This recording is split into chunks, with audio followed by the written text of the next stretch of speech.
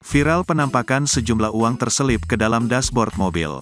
Baru-baru ini viral penampakan sejumlah uang pecahan 2.000, 5.000 hingga 10.000 rupiah tampak berserakan dalam sebuah mobil. Uang-uang itu keluar dari dalam dashboard mobil yang hendak dibuka. Video tersebut viral usai diunggah berbagai akun media sosial, salah satunya akun Instagram @terang_media pada Rabu tanggal 29 Maret tahun 2023.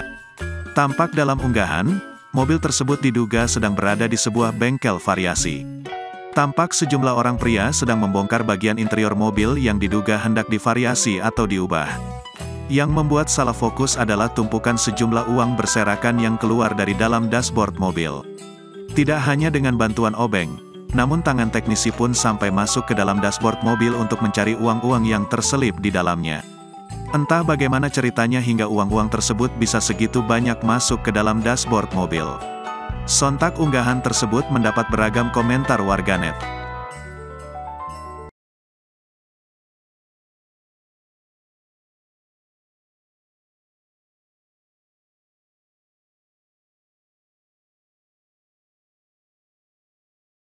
Terima kasih sudah nonton.